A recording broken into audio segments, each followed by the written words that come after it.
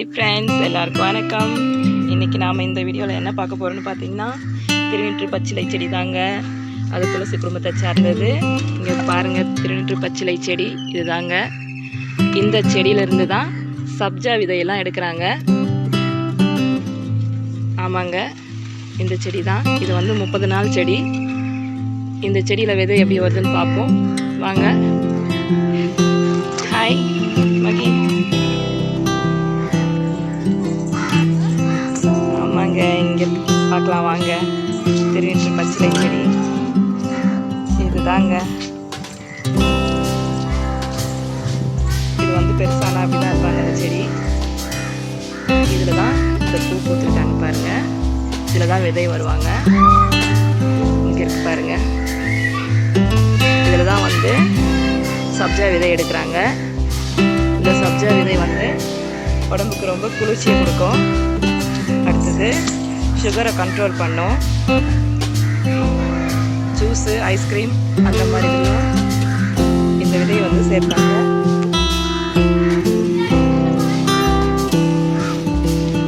விதையெல்லாம் பறிச்சு காமிக்கிறோம் உங்களுக்கு. எழுந்திரிக்கணும் பாருங்க, காஞ்சிருக்காங்க பாருங்க.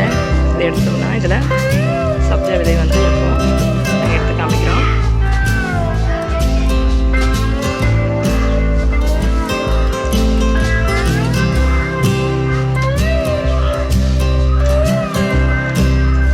உங்கள் கையில் பிடிங்க.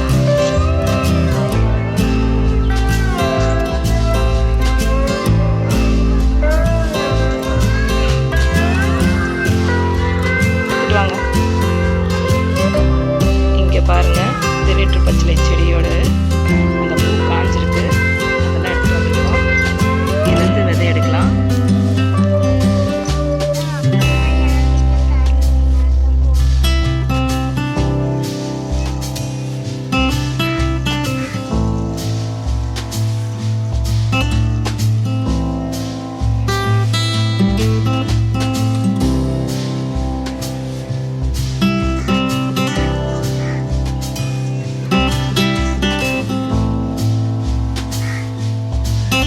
சப்ஜா விதையோட மருத்துவ பயன்கள் வந்து ரொம்பவே அதிகங்க.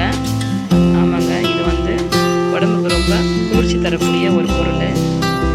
அடுத்தது பார்த்திங்கன்னா, கெட்ட கொழுப்பெல்லாம் வந்து கரைக்கக்கூடிய பொருள். வெயிட் லாஸ்க்கும் வந்து இதை யூஸ் பண்ணுவாங்க. அடுத்தது சுகரையும் வந்து கண்ட்ரோல் பண்ணுறதா சொல்கிறாங்க. இது மாதிரி நிறைய நன்மை இருக்குது. இங்கே பாருங்க, இருக்கு உள்ள நிறைய விதை இருக்கு பாருங்க.